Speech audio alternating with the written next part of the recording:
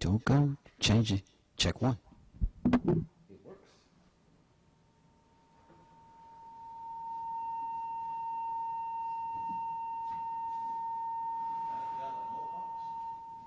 Sir, no sir. If you need a feed, well, you got XLR. You got XLR cable. Yeah. Give me an X. Let me see what I can do. Okay.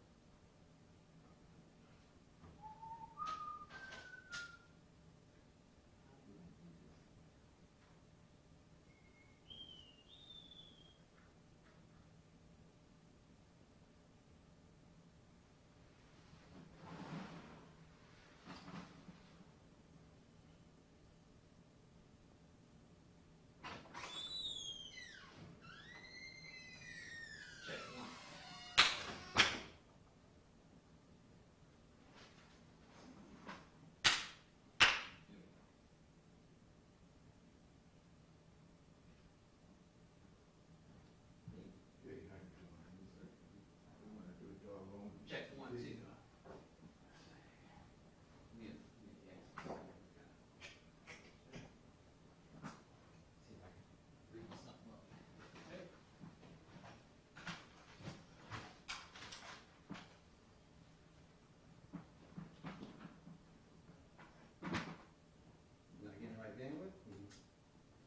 No, that air media is a little slow with that video they playing on. There's a router inside of that panel. Yeah. Check. You got it? Check the headphones. Check one. Check one. You should be getting it. Yeah.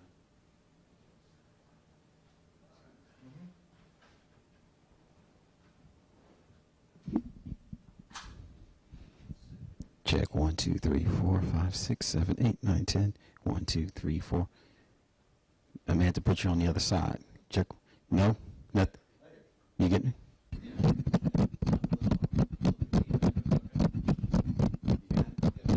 Well, you hear the feedback probably coming from my laptop or something because of the audio. Okay, Hold on.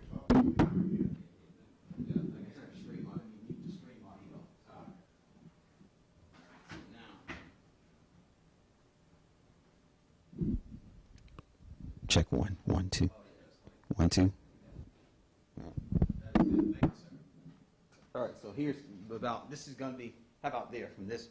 So we started out in 1987, 1, 2, 3, 4, 5, 6, 7, 8, 9, 10. I go. Yeah. It'd be better than my internal mic, so.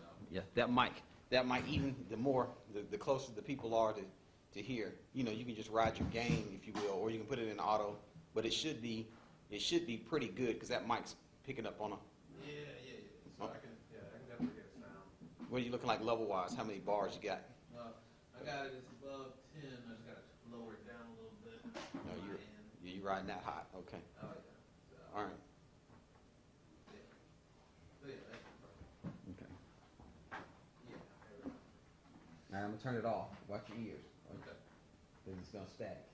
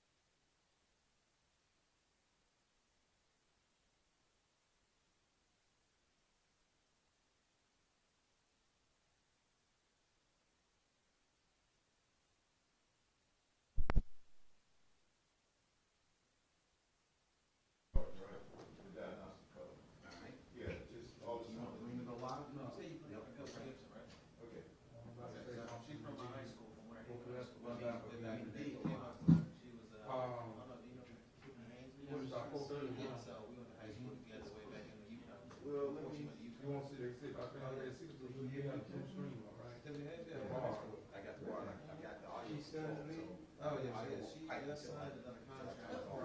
With the Atlanta FC, the actual. I'm from Atlanta, so I know exactly who she is. Yeah. Have you seen the thing? Yeah.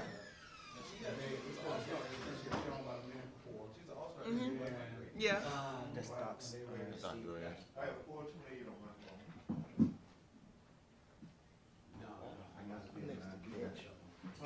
That's what I said. I said, oh shoot, I'm next to Mitch. I got 428. Go for the drum major. Unless all more comes. It's two more. No, we got Two more coming. Two more coming. That's Yeah. it. Yep. You leave this some chill down here. Need extra chair? Okay, need extra chair. You mean extra check? Yeah. Okay, no problem. We gotta do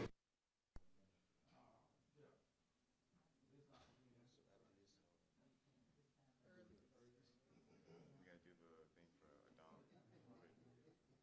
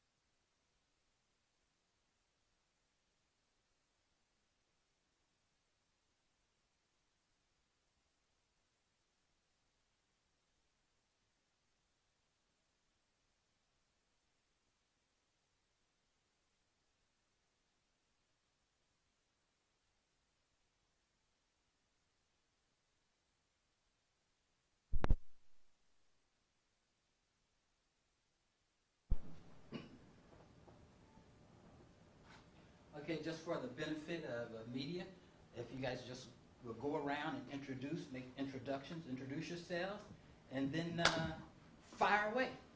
Start with you, Doc. Good evening, everyone. My name is Dr. Shelby Chilton. I serve as Director of Bands at Florida A&M University. Good afternoon, everybody. I'm Stacy James, a fourth-year business administration student from Naples, Florida, and I serve as one of the drum majors for this year. Good afternoon. I am Marquel Bowen, a fourth-year public relations student out of Miami, Florida, and I'll also be serving as a Florida A&M drum major. Good afternoon. My name is Corey Bostic. I am a third-year broadcast journalism student, and I will be serving as a drum major. Good afternoon. My name is Mitch Nell Lewis Charles. I am a fourth-year mechanical engineering student from Atlanta, Florida, and I serve as the head drum major for the Marching 100. Good afternoon. My name is Joshua Honore. I am a third-year music education student from Miami, Florida, and I am a drum major this year. Good afternoon, everyone. My name is Aaron Torres. I'm a first-year candidate for a master's in applied social sciences. I come from Broward County, Florida, and I'm happy to serve as this year's drum major.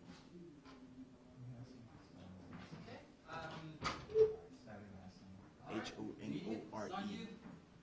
Ask your questions. I guess I'll start off. All right. So, Corey, just tell us about this milestone. How does it feel just to be the first female drum major? Well, initially when I tried out to be a drum major. So I'm proud to be a FAMU drum major. The standard is still the same, and I am expected to live up to that standard, and I'm very proud that Dr. Chipman had the faith in me to uphold the FAMU tradition in the position of drum major. And Dr. Chipman, when you were making this decision, how did you go about going about this decision? Did you know it would be as impactful as it is? Well, let me just first of all say that our entire drum major and leadership process starts with the students understanding the virtues of our band model, which started many years ago in 1946. Excuse my voice. The system centers around, of course, the students having great character, great leadership ability, as well as being outstanding musicianship, as well as great marchers, have demonstrated service, and are truly dedicated to the program. And of course, with the drum major staff, our process starts each year with an initial meeting that we have with all the students who may be interested. Last year we had our first meeting, I want to say sometime in October, and during that time we just kind of set some standards for the students who were interested in talk about the grades, the GPAs, the types of things that will be observed in terms of some of the field demonstrations that they were able to command on the field. There will be opportunities at some point in time for them to come in front of the band and guide and lead the others so that we can see how they commanded the attention of the students. And then we fast forward to the spring semester where there's an interview process where students that are candidates, as well as for all the section leaders and rank sergeants, interview with the members of the band staff. They write a letter of intent. They have to receive 2 letters of recommendation. They have to perform on their instruments. And then for the drum major piece, of course, there's a tryout system. And so we started off probably with about 20 students who were interested. And of course, the day of the tryouts in April, we had 10 students who tried out for drummers. I think it was 10 or 7 students. And then we selected, myself and the staff members, 3 students to join this year's previous squad. And so that's the process that it takes. And of course, the impact that we're having at this point in time is, of course, is phenomenal. We're very happy to receive the attention, but I think everyone needs to know that we have a standard here at FAMU, and whether it's male or female, someone's tall, someone's short, we are in a society nowadays that, of course, is a very big in scope in terms of how we respect each other in terms of the value system. And we have a value system here in FAMU, and we just appreciate the support that so many folks have provided to the band program in the past. And I know as we prepare for the Terminal Road trip, we're going to continue to receive. Sinclair Moraine with Live Communications. I'm a doctor of not real quick. Gender equity is a big thing in terms of extracurricular sports, whatever. How much did that play into your philosophy coming into this thing long before COVID? Well, we always want to look at the candidates and what they, in a sense, can offer to any particular position, whether it's a musician and they can play their instruments up to a certain standard, and then whether or not it may be in the realm of marching as it relates to the physical standard that's going to be needed, as well as the physicality that's needed within the drum major position in terms of the vocal skills. And so we look at those virtues, and as we process the information that the students have demonstrated, we make the best decision that we think will be best for the band. So, as physical as this band could be sometimes is, the weight room part, let me give you a question, but is the weight room part of their Well, I'll be honest with preparation? you. Yeah, I'll be honest with you. meeting with everyone at 5:15, and I've been out there running. So it's physical for the staff, mentally as well as physically for us to lead the way. And so the students have their own regimen. Some of these students have been in the weight room, to your point. Some of the students have been running in their own communities. Drum majors here have been exercising and getting themselves in shape and condition. Because we realize, with the caveat that we have with the March 100, such as the slow one, such as the rattler, such as the energetic dance routine, our standards are different in a lot of regards in terms of the amount of intensity that we try and perform with to take our shows to the next level. Corey, you being an athlete, was this a piece of cake for you in terms of the rigors of just being a drum major? No. Talk about how it compares to playing basketball. Being a drum major does not compare to being on a basketball team. I played basketball in high school, and I was fortunate enough to play basketball for Coach Gibson here at FAMU.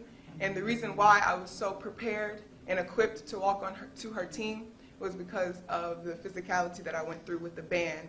The band ran every day. We did calisthenics, push-ups, sit-ups. So when it was time for me to go to Coach Gibson for the walk-on basketball tryout, and she told me that I had to run a mile in under 6 minutes and 30 seconds, and I was able to achieve that. The only conditioning that I had prior to that was with the Marching 100. As a regular band member, that physicality is taken up to another level when you become a drum major, and the standard is not different because I am a woman or because someone is short or because someone weighs more. The standard is the same. So we know guys play 2-3 sports. Was your thing music and basketball as a younger person, say in high school? Yes, in high school I was on the basketball team. In high school I was on the basketball team, and I also participated in marching band. I used marching band as my fall training, and then I played basketball at the end of the fall and into the spring, and then ran track into the rest of the spring. So were you a drum major in high school? No, I was not. What was this like when, do you have any clue that this was going to happen? And what was this like once you found out that you were a drum major?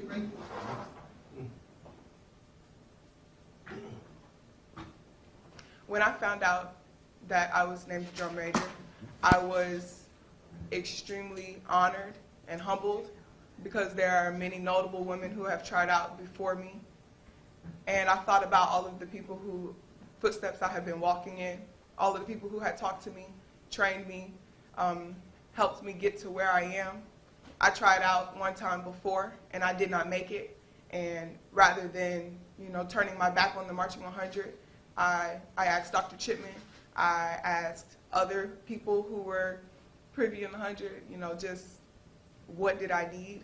And I just didn't have the wisdom that the squad that made it last year had. I certainly didn't have the strength, and when it was time for me to come back, I decided to be the best band member that I could be. And with that and everything else that comes with being a FAMU drum major, I was happy to be picked. It was very gratifying. Mm-hmm. Dr. Chipman, how much did her previous try figure into, looking at her readiness? Is she ready this time versus the first time? Or what did you see that was different? Well, I would say just her overall approach beyond just the field presentation that she made throughout the year. As I mentioned before, we observe the candidates year-round, and each year is different in terms of what the candidates bring to the table. I always tell the drum major candidates, year in and year out, as a student who, of course, participated in the FAMU band, I tried out for drum major my freshman year and sophomore year here at FAMU, and I didn't make it either year. But I had the courage and I had the dedication to support Dr. William P. Foster and Julian White during that particular era. And look at me now, I'm director of bands at FAMU. So the irony is to, continue to be a contributing member. And as I always tell the students that may not make it, because we do have a debriefing with those students and just kind of encourage them. You never know what the next life may have for you, whether it's in the FAMU band, and most importantly, after you leave FAMU and the type of person you're going to develop into. And so as we observed Corey, we did see quite a bit of motivation from her as relates to the kinds of things that she did in the classroom, whether it was warming up the band, whether it was in front of the band, and providing leadership in the realm of tuning the band and or being an outstanding musician, as well as within some of the show planning committee meetings that we have that all of these guys participate on to help strengthen the family marching band. So there was some other drum majors named as well for this year, right? Yes. Can you point them out? Yes, introduce yourself with you, the other two candidates. Joshua Honore from Miami, Florida. Marquel Boyd, Miami, Florida as well. So there were 3 new additions. Okay, so everyone else, just like, I'm sorry? They're returning. Hey, Aaron, so you are the first Hispanic drum major, correct? Yes, sir. How does it feel just to be in that position here at Miami? I feel like it's a humbling experience being in a minority setting, coming from a minority high school in Miramar back in Broward. I felt very at home when I walked into FAMU, and everybody here was very humbling and very hospitable and opening their arms, so I felt like I'd be a great fit. And I was given the opportunity to be in the highest position at this university's band, and I felt like it's just been a great honor and privilege ever since. So this is a repeat year for you as a drum major? Yes. So what does Corey have to look forward to? A lot of hardships, a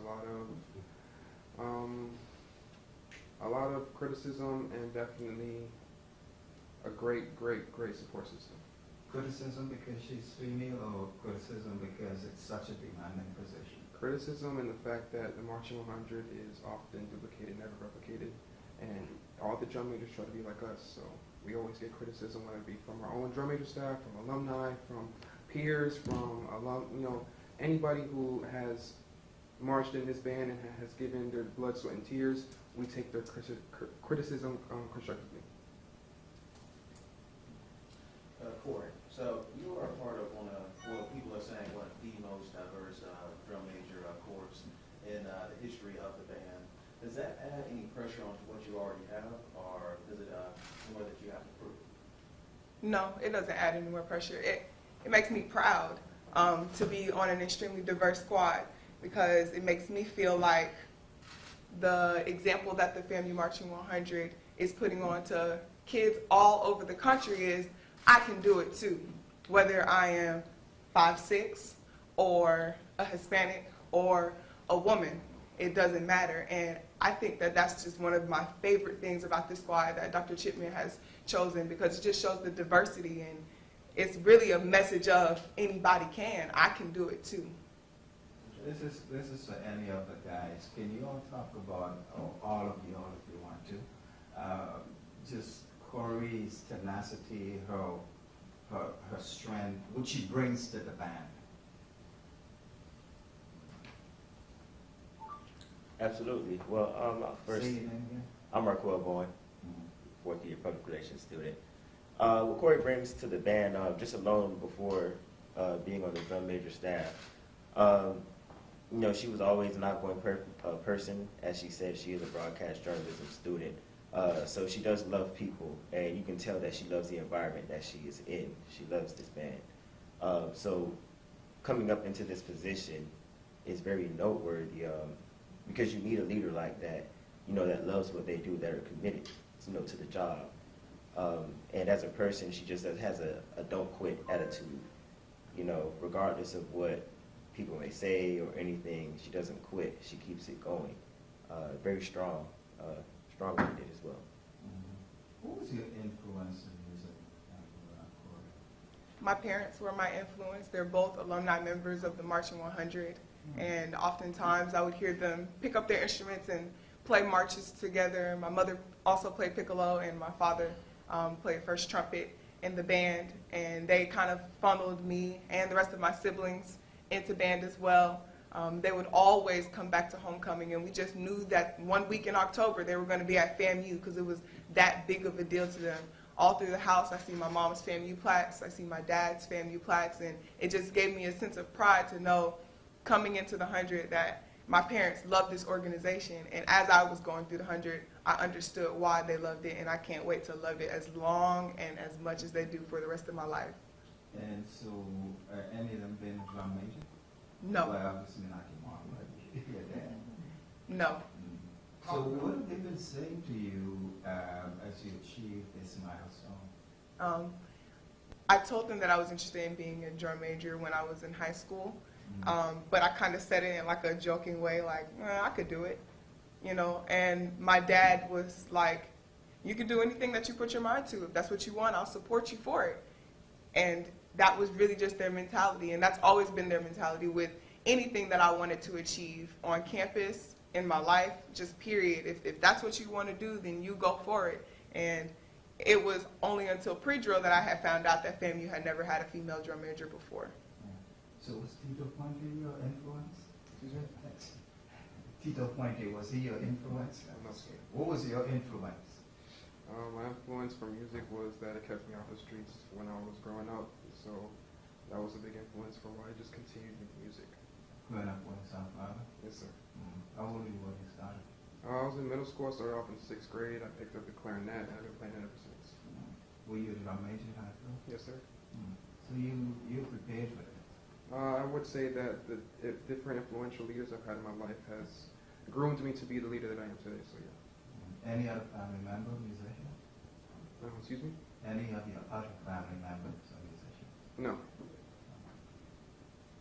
I would like to add, everyone, that all of the drum majors that are here are very unique within themselves.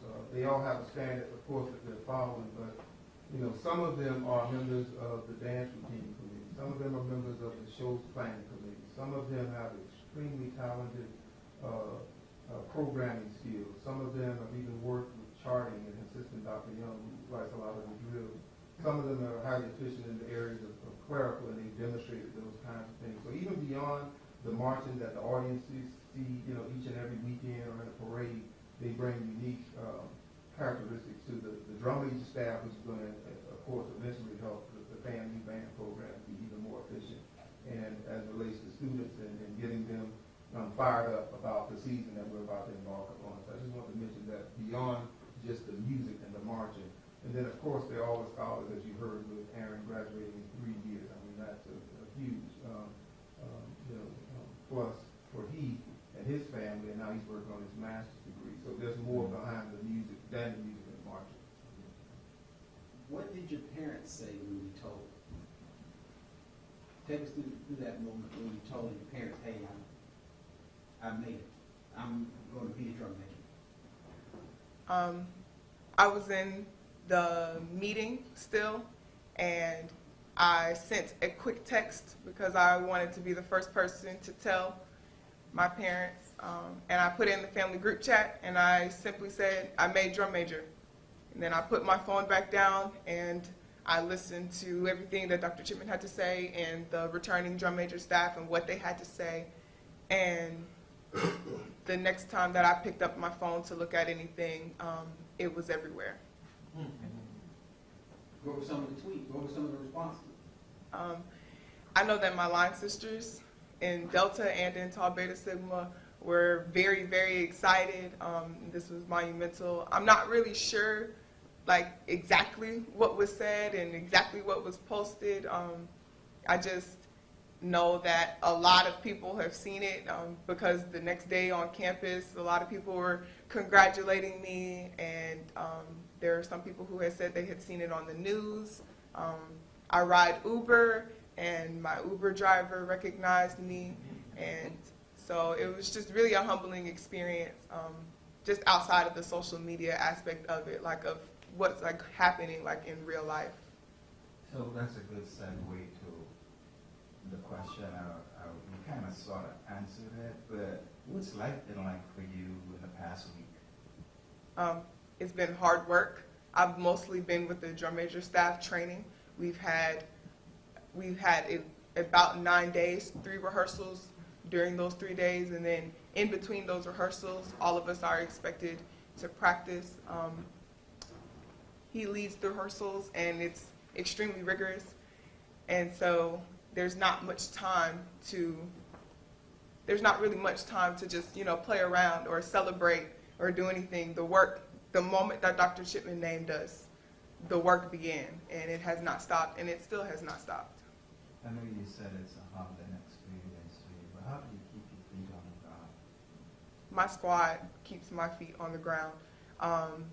When I get discouraged, when I feel alone, or when I need that extra help, I have my squad to lean on. It is definitely not a one-man show, in this situation. Every single person who's sitting next to me, and there's one additional drum major who's not here, him as well, they have all consistently been in my ear, pushing me to be the absolute best, to make sure that there is not going to be like just a failure that comes out of this. There's a standard to be a FAMU drum major, and so the goal is that when you guys see us on September 1st, you can't tell which one is the girl, because that's not the FAMU standard. The FAMU drum major standard is to see the drum majors on the field, and that's what we're working towards, and that's what my squad pushes me towards. Dr. Chipman, you said you were a drum major. You've seen a lot of kids promoted to drum major. How does that generally change their performances in terms of what you get out of them? Do you see more effort, just like to the point where you go, like, how much better can this kid get? Right. I mean, because I look at the guys that are here that are returning drum majors, and they could probably even share with you about their participation in the ranks as a clarinetist or a saxophonist or a percussionist as it relates to that position that they have and then being out front. But we definitely see a major sign of growth, but I think the green light immediately goes off. It's like when I announced the drum majors and we went upstairs and had a meeting with the students that are here now. The first thing I told them, I said, you need to celebrate and make sure you let your parents know of this great accomplishment that you've achieved. And the next thing I said to them on the next breath literally was, now it's time to work, because you guys know that there is a standard that only you can match each and every year by the work ethic that's going to be needed. And you've seen the videos, you've seen drum majors from afar when you were on the other side in the sections, and now this is your opportunity to be the ambassador in the highest position in the FAMU band. So that green light immediately goes off, and they realize they have to work just as all of them are indicating here now to reach that impeccable and precise look that we want to have from the first time the audience sees them walking into Bragg Stadium in line, as well as the first demonstration of the slow one in the rally. Mark Farrell and Corey, you two are journalism students. How did the School of Journalism help you prepare for this position? As far as preparing for this position, I guess if you look at it on a personal aspect, being a public relations student, you just really have to know how to work with different type of personnel and just know what works with different types of people and things of that nature. So that helps on that side as far as relating with my peers and colleagues in the band, and also just being supportive of our director of bands and the rest of the band staff, knowing what they're looking for, knowing what suits them, knowing my weaknesses and strengths, and just knowing how to accommodate myself to be the best addition to this band. As a broadcast journalism student, we are taught how to tune people in to everything that we're saying. We are also taught how to keep people engaged, how to verbally state ourselves, keep it short and concise, and I bring that into the band world when it comes to managing my social media. When it comes to managing my social media, most definitely, because something that was the direct shoot of my journalism training is that a lot of these articles had not spoken to me at all and pulled all of the information that they had from my public social media, and because it was so fine-tuned into telling the story that I wanted it to tell, there was nothing that was going to be negative that was going to be sent out about me or FAMU or the drum major squad. Talk about fundraising for Pasadena. Oh, yes. Where are we? So now that we have the audience is listening via the web and social media, go ahead and put a pitch in for what's going on. Thank you so much, sir. Yeah, we are in the midst of major campaign fundraising. Of course, we're being led by University President Dr. Robinson, and of course all the administration and Dr. Friday Stroud in the foundation office. And we need everyone's support, every opportunity that you might have to spread the word about sending funds to help raise the $550,000 that it's going to take to send the Marching 100 out to Pasadena. Of course, we're assembling this week, tonight, of course, as I mentioned, with the awesome leaders tomorrow. The first-year band members will be here. We're expecting about 130 first-year band members. And then, of course, on Sunday, our returning band members will be in place, and we're expecting about 150 of them. And so we'll see when the dust settles how many we'll actually have. But of course, it's going to take a lot of money to get out there. We've done a lot of planning already. Of course, you can visit the FAMU Rising as a means of being able to donate through the university website, as well as the FAMU Foundation office if you'd like to write a check. We're going to be in the midst of selling shirts here, and one of the goals after speaking with the athletic department is to sell 10,000 to 15,000 T-shirts for the September 22nd game, which is the official Tournament of Roses football game that I spoke to athletics about. And also on that day, the Tournament of Roses president, the first African-American president, Mr. Gerald Freeney, and his wife Trina will be in attendance with us, helping with the campaign fundraising drive that we'll have, where they'll be speaking with the mayor's office, the chamber's office, the county commissioner's office, booster organizations here in town, as well as making appearances on our campus during that weekend to help us with the fundraising activities. Not sure exactly where we are now in terms of monetary donations and or monies that have been collected, but I do want to express appreciation to everybody that has given, particularly the National Alumni Association, who generously during the Orlando NAA meeting gave, I think, raised somewhere in the neighborhood of $25,000 under the leadership of Lieutenant Colonel Greg Clark. And we thank each and every one of them that contributed. And there's been a host of others who have given. One of the first persons to help launch our $1,000 campaign here at the Florida Classic last year was, of course, Dr. Judy White and Dr. Sylvester Young and myself and a host of others. So there's going to be another strong 100 for the 100 campaign coming up next week as we get started. And of course, the 100 shirt that we'll be selling. Of course, we'll have those available to everybody on campus. We're going to have a back-to-school jam on August 31st, where we're going to be asking for the student body to pack the Gaither Gym to the tune of maybe about 5,000 students to support us in that fundraising effort. And again, you'll be hearing much more from the university. But I can't help but just thank all of you that have participated and helped out with the initial fundraising campaign. But certainly we're going to need everybody's help to get out there. We're just very excited about the opportunity to possibly perform in Colorado Boulevard, as well as the Disneyland, as well as the band festival, where they feature all 20 of the visiting bands from around the world in a 3 performance setting. How many members do you anticipate having in the Marching 100 for this fall? For this year, we've been speaking in the realm of 275. But again, as the numbers start to kind of line up this weekend with the 3 meetings I just mentioned to you, we'll know better by the beginning of next week.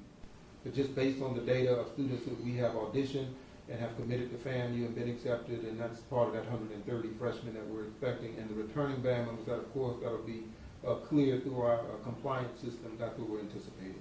So 130 committed to the Marching 100? Yes, freshmen? first year or freshmen. Some of them may be a second-year student, but first time in the band. So how many total did you have last year? We had 242 members in the band, beginning to end. And how many are women? That data point, I would say there are probably last year somewhere in the neighborhood of about 90 women, that were in the band last year. And I wanted to ask you a question too, as far as the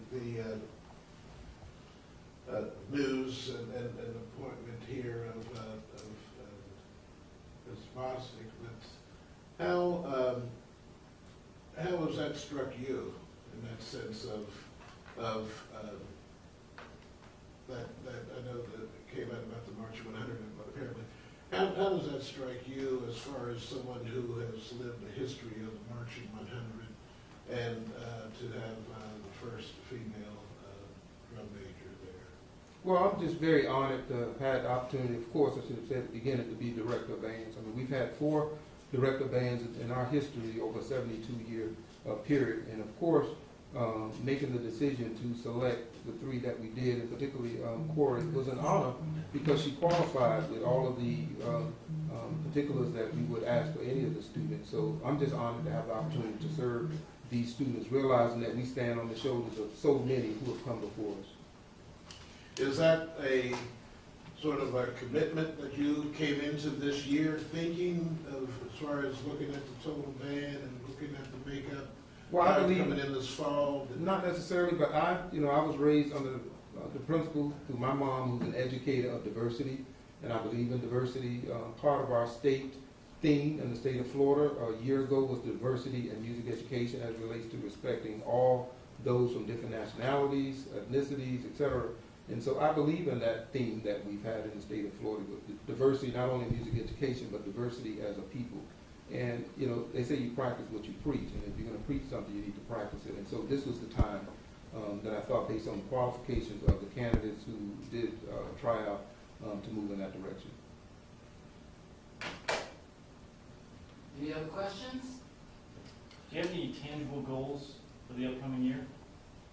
Well, one of the first and foremost goals is to make sure all of our students, of course, are in good standing in terms of being in compliance. We want to make sure that we continue to think about the retention aspect within the 4-year program of the university and its initiatives, as well as those students who may be in 5-year programs.